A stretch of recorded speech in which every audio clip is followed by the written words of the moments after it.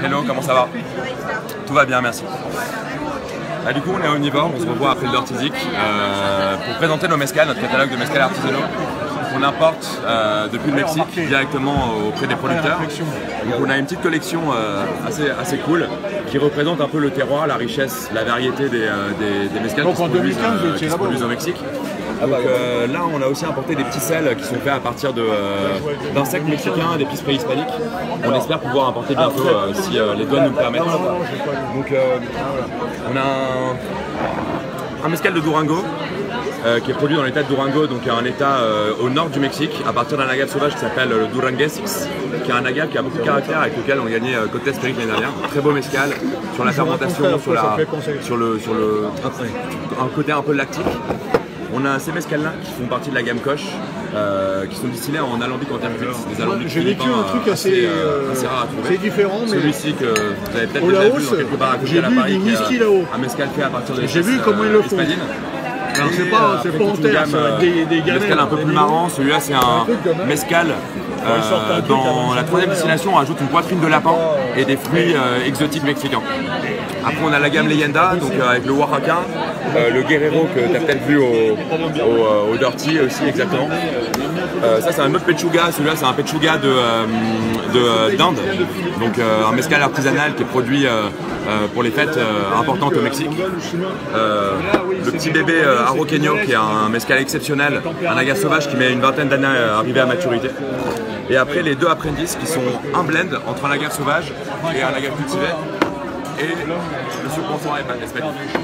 Sans oublier Mezcal Union, qui est notre nouveau venu dans la famille, qui est un mezcal d'initiation, très beau mezcal pour les cocktails, pour l'été, pour la fête, et avec lequel on est très content de bosser.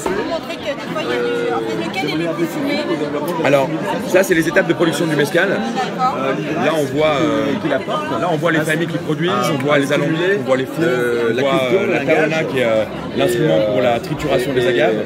Là c'est la famille de producteurs. Ici on a la plante, l'agave.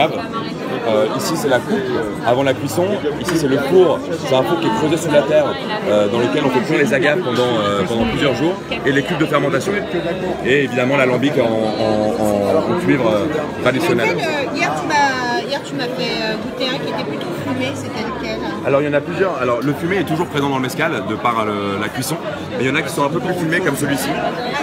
Le coupe précaire est assez fumé, c'est un très beau mezcal, c'est une belle fumée, c'est pas une fumée trop agressive, c'est une fumée assez homogène, pas trop présente. Celui-là aussi va être assez boisé, assez fumé, donc ça marche assez bien en cocktail du coup. On va retrouver ce petit goût fumé assez agréable qui permet de travailler bien en cocktail. Et sinon, toute la gamme est plus ou moins fumée selon les régions, selon les méthodes de production. Celui-là aussi, vraiment pas mal du tout. Même excellent. Je peux avoir un petit bien sûr. Bien sûr. La carte boulevard Beaumarchais, ça aussi c'est. Mais c'est plus. On va commencer par Mezcal Union. Donc c'est un blend entre un agave sauvage qui s'appelle Céréal et un agave cultivé qui s'appelle l'Espadín.